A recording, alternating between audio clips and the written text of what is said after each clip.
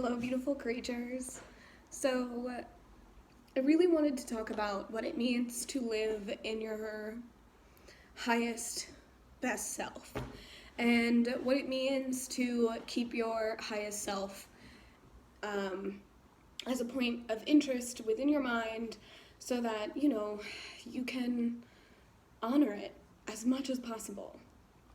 I talk a lot about this in my readings, and if you're somebody who gets readings from me, you've heard me say it 1,000 times that this is, as we move forward into this new world, we have to be living with our highest, best interest at heart. And so, what does that look like, really? How do I even do that? So, it's not simple. It's not a simple task at all. Living within your highest self is understanding that time is not linear and that your future self is also yourself now and that your past self is also yourself now. And it means, to live within your highest interest is to care for the past, present, and future version of yourself at all times. So what I mean is making decisions that won't negatively impact you in the future. Choosing to do things for your body that are beneficial and aren't harmful to your body. So we all have our vices and our escapes, and I think that escapism is a natural part of the human experience. So I do believe that all things can happen in moderation. However, let's say, for instance, let's take exercise is a perfect example. It's really a really simple example of this. Exercise is something that you do for your body and your mental health, and it in turn kind of just changes the way you feel, the way you walk through the world, all of that. Our bodies are not meant to be stagnant. They're just not. We're, historically, a lot of humans are nomadic creatures, and they're meant to move and travel and dance and sing and run and jump and play. So when you're not doing those things, you're setting yourself up for failure, basically. When you're not eating right, when you're not taking care of your basic fundamental needs. And those things really do make an impact on your physical health, which in turn make an impact on your mental health, right? As above, so below. So taking care of your body is just a really easy example of what it means to live within your truest, highest self. So I wasn't always living well, period, at all. So it took me a really long time to get here and understand this, and I had to go through a lot of trauma and just a lot of hard lessons. I really had to learn things the hard way. And that is something that I'm really trying to not do anymore, and that is living within my highest interest. By trying to learn things not in the hard way and learn things as they present themselves to me. So for me, I'm a pretty hot-headed human. It's really quick for me to get upset and react. I am a fire sign with a water moon, so here I am. So for me, living within my highest self has been learning how to take a step back, to calm down, and then make a decision.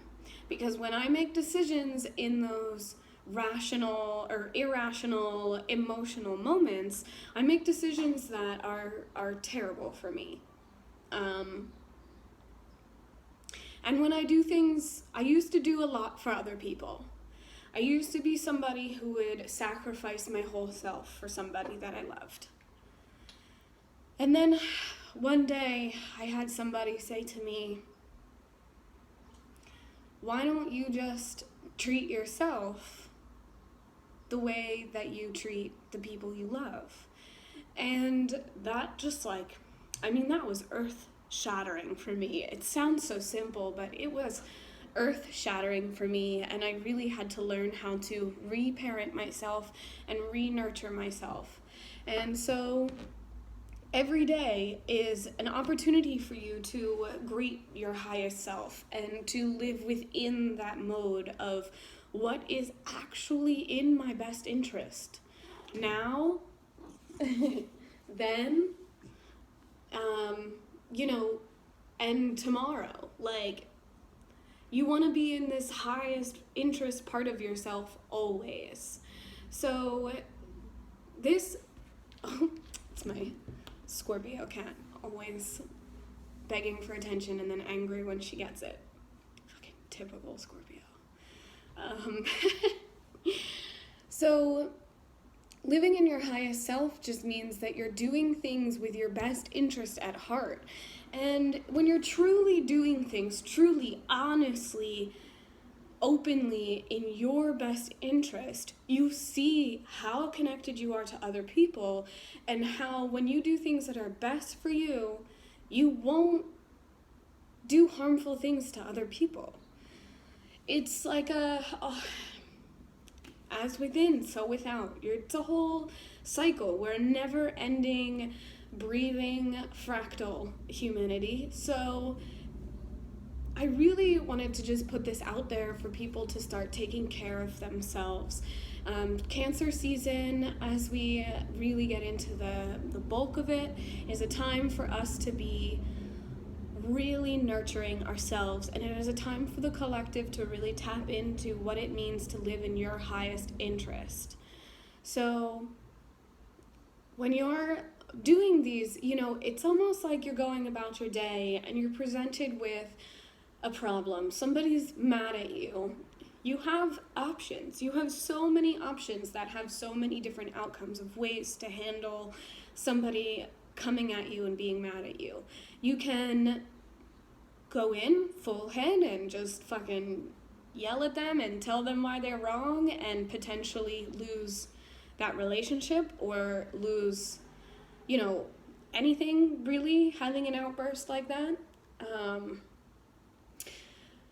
Or you can choose to do nothing and choose to just take it and choose to just sit there and be somebody's punching bag.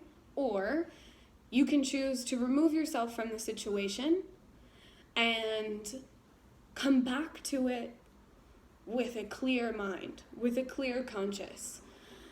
Something that has really taken me a long time to understand, and I've learned really hard during the pandemic, has been that nothing happens instantaneously. Everything is a slow settling of sand and water. So when something happens, it's like an explosion. Like I'm getting this image like we're under the sea and there's just an explosion, an ancient mine blows up. And you really can't see clearly at all until all of that dust settles. So taking your time to slow down and to consciously decide what you're doing next is how to live with your highest best interest at heart. Because you will see slowly over time that the more clear decisions you make, the better it is for everybody around you, including yourself. The more you take care of yourself, the more you can take care of others, and the more the collective responds to you.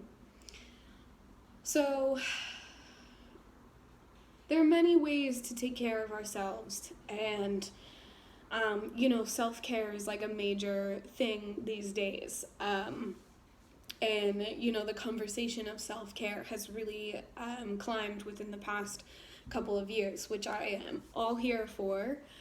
But it's so much more than just taking a bath and painting your nails, or, doing a face mask, or whatever, shopping, or whatever.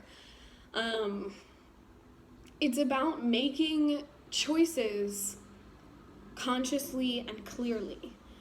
And when you do that, you'll always choose the better option.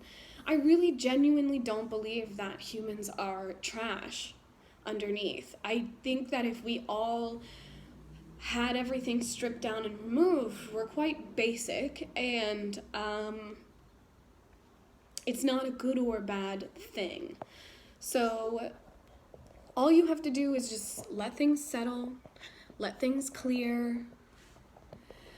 Sorry, Alice is, again, sitting right next to my phone doing Alice things. And just actively move through your life with a conscious mind. So trying to not act out of this subconscious place, which is really hard because we've been trained our whole lives to react emotionally to things, in so many different ways.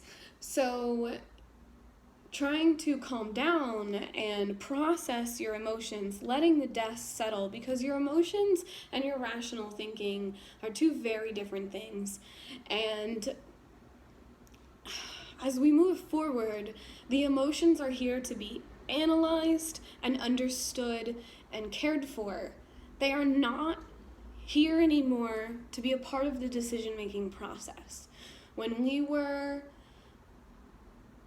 hunter-gatherers, our emotions helped us survive. And in this world, our emotions do help us survive, but in a totally different way. And as we move forward into this 5D consciousness, I think it's really important for us to start to understand that we are evolving forward, that we have to process our emotions and leave them separate from the decision-making process. The decision-making process needs to be on its own, and it needs to be something that is evaluated. So basically, if I were to really just dwindle it all down into a very simple thing, I think living within your highest self is just us slowing down. It's learning how to wait, learning how to listen, learning how to be patient, learning how to moderate. And it's funny because those are so Saturnian things that right now in the collective we're really struggling with. But that's because, internally we are all struggling with that idea as well. So you can start living within your highest self by actively choosing how you treat your body. And how you treat your body will then blossom into how you treat your mind. Starting with the physical form is definitely, I think, the easiest way. Because this is how we exist in the world. And it's important to nourish it. It's important that we're healthy. It's important that we're clear, right? Murky water will stay murky if it's full of trash. But if you clean it out, the dust can settle, the water becomes clear, and it becomes easier to see, easier to swim, easier to breathe for everybody. So, I really just hope that this just helps at least just one person just on their path to living within their higher self. Because it's, It's a process, man. And it is not easy. And it's every day you have to ask yourself, is what I'm doing like really the best for me right now? Not for my mom, not for my dad, not for my family, any of them, not for my friends, but is this really what I want? Personally, I lived a lot of my life doing things for my family and friends that I did not want to be doing. Because I thought that belittling myself and doing what other people wanted and expected of me was the best way to get along. And I have learned that that is just not the case.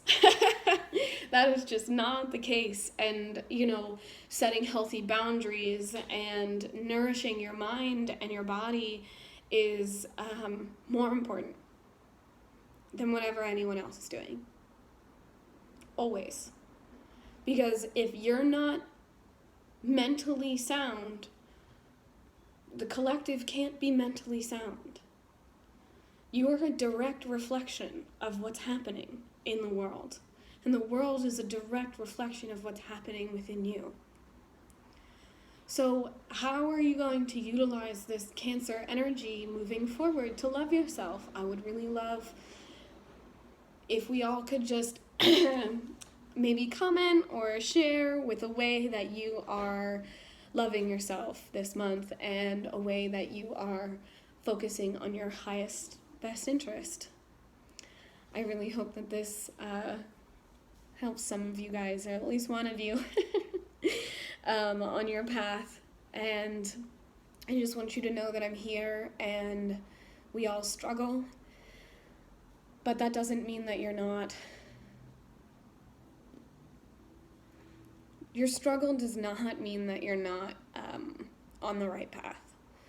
Oftentimes, struggle is a sign of being put on the right path anyways. So just know that you're not alone, and I'm here for you, and I love you all very much, and I'm excited to level up with you.